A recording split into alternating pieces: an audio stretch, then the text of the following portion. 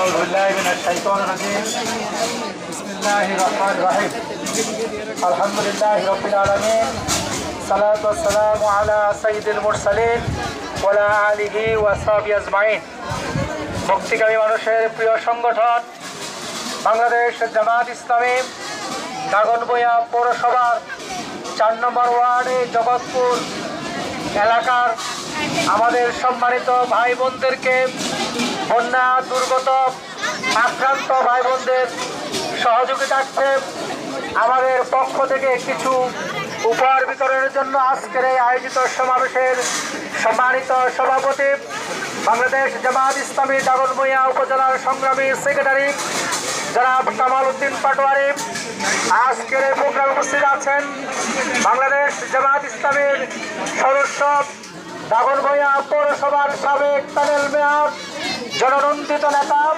জনাব নজির আহমদ, বজরিয়া প্রাথমিক এবং হাই স্কুলের সম্মানিত শিক্ষক মন্ডলী, এলাকার সম্মানিত মুরব্বিয়ানে কেরাম এবং সম্মানিত ভাই এবং বোনেরা, আসসালামু আলাইকুম ওয়া রাহমাতুল্লাহি ওয়া বারাকাতুহু। আপনারা কেমন আছেন? আলহামদুলিল্লাহ। আল্লাহ সুবহানাহু ওয়া তাআলা বন্যা পরবর্তী এই সময়ে আমাদেরকে পানি থেকে আল্লাহ মুক্ত করেছেন, এজন্য আমরা শুকরিয়া আদায় করছি আলহামদুলিল্লাহ।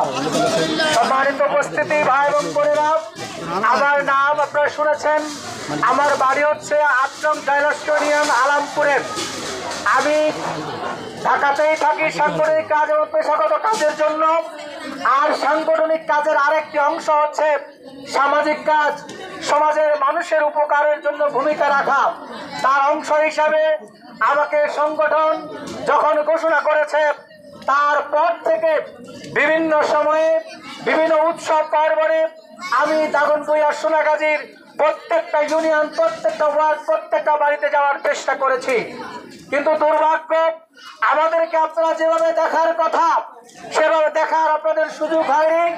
এই সুযোগ না হওয়ার একটি বড় কারণ হচ্ছে বিগত 17 বছর আমরা জুলুমের শিকার ছিলাম।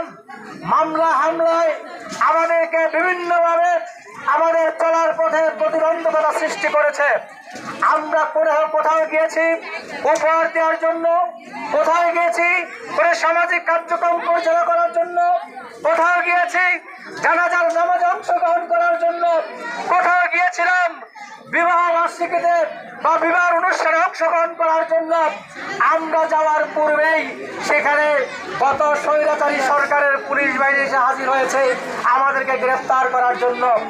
আপনারাই বলেন, পুলিশ যদি আমাদেরকে গ্রেফতার করার জন্য ছুটে, পুলিশ যদি আমাদেরকে খুঁজে বেড়ায়, তাহলে প্রকাশ্যে কি আপনাদের কাছে যাওয়ার সুযোগ তৈরি হয়েছিল? কোনোভাবেই সম্ভব ছিল না।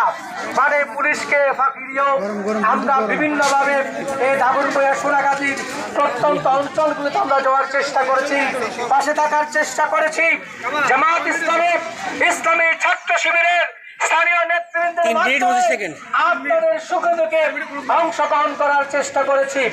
5ই আগস্ট এই স্বৈর সরকারের পতনের পরে আল্লাহ সুবহানাহু ওয়া তাআলা আমাদেরকে জুলুম থেকে মুক্ত করেছেন, স্বৈরাচারী সরকারের এই স্বৈরাচারী আচরণ থেকে মুক্ত করেছেন। আমরা সেজন্য আল্লাহর শুকরিয়া আবারও আদায় করছি আলহামদুলিল্লাহ।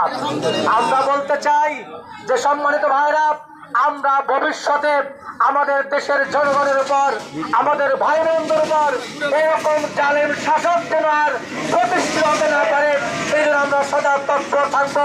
সবার সদর থেকে